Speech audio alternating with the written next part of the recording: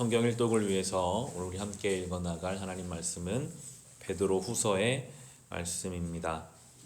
주님의 제자였던 베드로가 성도들에게 쓴 서신이 바로 이 베드로 전서와 후서입니다. 우리 베드로 후서 1장 1절과 2절의 말씀 같이 읽겠습니다. 예수 그리스도의 종이요 사도인 시므온 베드로가 우리 하나님과 구주 예수 그리스도의 의를 힘입어 우리의 믿음과 같은 귀한 믿음을 받은 이들에게 이 편지를 씁니다.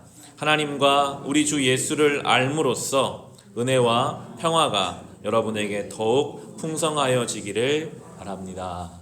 아멘.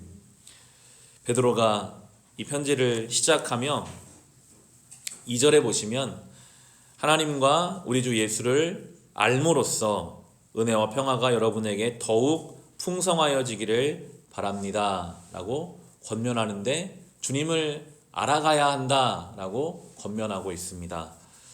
하나님을 더 알수록, 예수님을 더 알아갈수록 은혜와 평화가 풍성해져 간다 라고 성경은 우리에게 말씀해 주고 계십니다. 베드로가 3년 동안 예수님과 함께 했습니다. 아마 베드로는 주님과 함께 할 때 직접 그 말씀을 들었고 주님의 기적을 봤지만 들었고 봤어도 여전히 그 안에 소화되지 않고 깨달아지지 않는 것들이 너무나 많았을 거예요. 주님이 부활 승천하시고 성령께서 오시고 나서 베드로는 날마다 하루하루 그때 하신 그 말씀이 어떤 의미였는지, 그때 하신 그 일이 어떤 의미였는지를 알아가면서 그가 이 경험을 했을 겁니다. 주님을 알아갈수록 그 안에 깊어지는 은혜와 평화.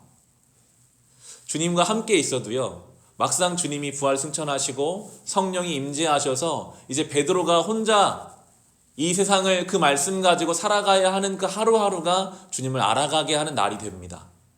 우리가 아무리 성경을 열심히 읽어도 그 말씀으로 주신 은혜를 가지고 우리의 삶 속에서 성령님과 동행하며 하루하루 살아가는 날들이 우리를 주님을 알게 하는 시간이 되는 것입니다. 사랑하라라고 말씀하시면 그 말씀을 가지고 주님 앞에 이 말씀 붙잡고 주님 제가 어떻게 사랑하면 좋을까요? 제 가족을, 나와 맞지 않는 이 사람을 내가 어떻게 사랑하면 좋을까요? 안 되면 안 되는 그 자리에서 그 말씀 붙잡고 울고 어떻게든 내가 이 말씀으로 살기 위해 우리가 우리 삶을 하루하루 나아갈 때 그것이 정말로 주님을 알게 되는 시간, 그 주님을 알게 되는 것들이 우리를 참된 은혜와 평화로 풍성해지게 하는 것을 우리는 경험해 가는 것입니다. 베드로는 그렇게 고백합니다. 주님을 정말 아십시오.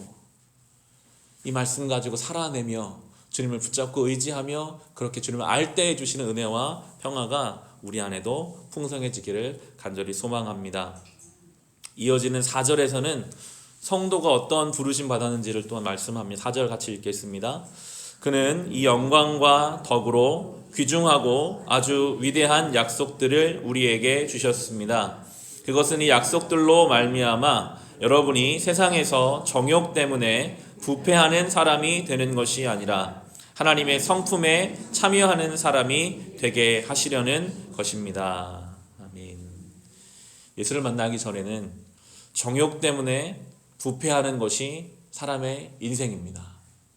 더 가지고 싶고, 더 채우고 싶고, 더 쌓아두고 싶고, 더 높이 올라가고 싶은 것이 정욕입니다. 그런데 그것은 나중에 다 부패해 버립니다. 없어져 버립니다. 그 인생은 하나님 앞에 부패하는 인생입니다. 그런 우리를 주님이 어떤 방향으로 부르십니까? 하나님의 성품에 참여하게 되는 사람으로 부르고 계십니다. 욕심을 따라, 정욕을 따라, 썩어질 것을 따라 살아가던 모든 인생을 예수 그리스도 안에서 이제는 완전히 다른 방향으로 그렇게 살지 마라. 하나님의 성품에 참여하는 자가 되라 라고 우리를 불러주고 계십니다. 이것이 우리의 삶의 기준이 되어야 합니다.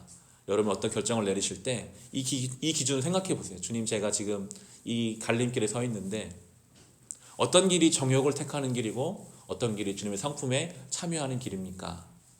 우리가 이것만 한번 물어볼 수 있어도 훨씬 더 거룩하게 살 수 있을 거예요.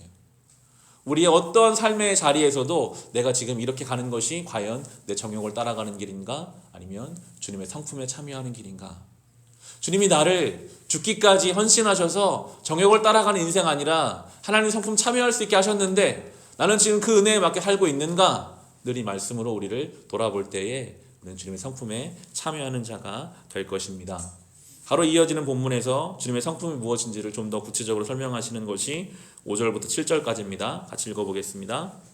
그러므로 여러분은 열성을 다하여 여러분의 믿음에 덕을 더하고 덕에 지식을 더하고 지식에 절제를 더하고 절제에 인내를 더하고 인내에 경건을 더하고 경건에 신도 간의 우애를 더하고 신도 간의 우애에 사랑을 더하도록 하십시오. 아멘. 이런 것들이 다 주님의 성품에 참여하는 단계가 될 것입니다. 이것들을 우리가 하나하나 묵상해 갈 필요가 있어요. 믿음만 가지고 있으면 되는 것인가? 정말 주님이 기뻐하시는 믿음은 그 믿음 위에 덕이 더해지는 것입니다. 내 믿음만 지키면 되고 나만 하나님 앞에 서 있으면 된다. 그러한 믿음에서 덕스러움이 그 위에 더해져 가는 것이 하나님께 나아가는 길이에요. 그리고 그 덕에는 지식이 더해져야 되고 지식이 많아질수록 교만한 것이 아니라 지식에는 또 절제가 더해져야 하고 그렇게 하나님께서는 우리에게 하나하나 주님의 성품을 담아가게 하십니다. 그리고 경건이 더해지고 경건 위에 신도의 우애가 더해져요. 정말 경건한 사람은 신도 간에 옆 사람을 볼 수 있는 사랑이 담겨지고 결과적으로 마지막에 사랑이 더해진다라고 지금 말씀하고 계십니다. 하나하나 우리가 가지가 되어서 주님께 붙어 있으면요, 주님이 그때마다 우리에게 뭔가를 더 하시는 것 같아요. 우리가 이걸 억지로 잡으려고 하지 않아도요, 주님께 온전히 붙어 있으면 어느 때는 우리에게 절제를 훈련시키세요. 또 그것이 아니면 어느 때는 우리에게 지식을 쌓게도 하시고요, 또 어느 때는 경건과 또 어느 때는 신도 간의 우애와 이런 것들을 하나하나 우리에게 맡게 하십니다. 그러면 어느 순간부터 우리 안에 그런 열매들이 맺혀가는 것이죠. 우리가 할 일은 늘 그 주님께 붙어 있는 일입니다. 그 때를 보내게 하시는 분명한 이유가 있어요. 왜 나를 이런 때를 보내게 하실까? 그때 이거 생각해 보세요. 주님, 지금 제가 어떤 성품을 담아가야 하겠습니까? 이때에 나에게 뭘 배우기 원하십니까? 분명히 그렇게 우리가 주님께 붙어 있는 것이 확실하다면 주님은 그 때를 통해 우리에게 뭔가를 담게 하실 것입니다. 이어지는 10절 말씀 우리 같이 읽어보겠습니다. 그러므로 형제자매 여러분, 더욱 더 힘써서 여러분이 부르심을 받은 것과 택하심을 받은 것을 굳게 하십시오. 그러면 여러분은 넘어지지 않을 것입니다. 아멘. 부르심과 택하심을 굳게 하라. 주님이 우리를 부르셨고 택하셨는데, 그리고 우리에게는 그것을 굳게 하는 자가 되라. 주님이 우리를 부르셨으니 그 부르심에 합당한 삶을 살아가라 라고 권면하고요. 바로 12절에도 이렇게 말합니다. 같이 읽어보겠습니다. 그러므로 비록 여러분이 이런 것들을 알고 있고 또 받은 진리에 굳게 서 있지만 나는 언제나 이런 것들을 두고서 여러분을 일깨우려 합니다. 분명히 우리가 진리 안에 서 있어도 베드로는 자꾸만 이렇게 권면해요. 일깨워야 한다. 부르심과 택하심을 굳게 해야 한다. 열성을 다해서 노력하며 믿음의 길을 가야 한다라고 말합니다. 왜냐하면 우리가 이것들을 일깨우지 않으면 우리는 죄된 본성에 붙잡혀 있고 이 세상은 죄를 향해 하나님 원하지 않는 방향으로 흘러가고 있기 때문에 우리 가만히 있으면 영적으로 침체되어 가요. 일깨우려고 노력하지 않으면 내가 부르심 받은 사람이지, 내가 택하심 받은 사람이지 라고 이것을 굳게 붙잡고 있지 않으면 자꾸만 우리의 영적인 상태가 주님 앞에서 침체되고 무뎌지고 가라앉아 갑니다. 날마다 일깨우는 노력이 필요합니다. 이런 예배의 자리, 여러분에게 맞는 어떤 자리가 있을 거예요. 말씀 묵상하는 것이 나에게 가장 맞는다면 자꾸만 그렇게 그 일을 하고, 때로는 나에 맞지 않는 부분인 것 같아도 그 자리를 찾아가며 뭔가 내 신앙을 일깨우려는 그 노력들이 우리 안에 필요합니다. 그 가운데 우리는 더 주님 안에 자라가게 될 것입니다. 베드로후서 말씀이 참 귀한데 우리 마지막 절, 3장의 마지막 절을 좀 보겠습니다. 쭉 읽어보시고, 베드로는 여러 권면들을 하면서 결과적으로 이 3장 18절로 이제 마무리 짓습니다. 같이 읽어보겠습니다.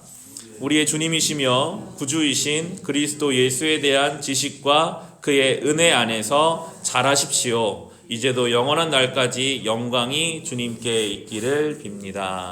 아멘. 베드로가 하나님 아는 지식과 은혜 안에 자라나라 라고 권면하고 있습니다. 베드로가 자라났죠. 베드로는 물리도 걸어본 사람이고 눈먼 자를 눈뜨게 하고 죽은 자를 살리는 것을 다 봤지만 예수님 배신하고 떠났던 사람입니다. 주님은 그를 붙잡으셔서 자라나게 하셨습니다. 베드로가 좋은 우리의 샘플이에요. 그렇게까지 배신한 사람도 주님은 붙잡아서 자라나게 하시는 분이십니다. 바라기는 오늘 이 하루가 다른 것이 아니라 주님 안에 자라나는 하루가 되기를 소망합니다. 많은 우리 인생의 목표가 있죠. 그러나 우리 제일 목표는요, 오늘도 주님 안에 자라가는 것, 주님을 더 알아가는 것, 은혜 안에 성장해가는 것, 그 자라가는 하루가 주님께 기쁨이 되는 줄을 믿고 오늘 하루도 혹시 어제까지 잘 안 되던 여러분의 인생의 문제가 있다면 그 문제를 믿음으로 받아서 하루만큼 더 자라가시기를 바랍니다. 하루만큼 더 인내해 보시기를 바랍니다. 이 하루가 주님 안에 자라나는 거룩한 날이 될 수 있기를 우리 주님의 이름으로 축원합니다.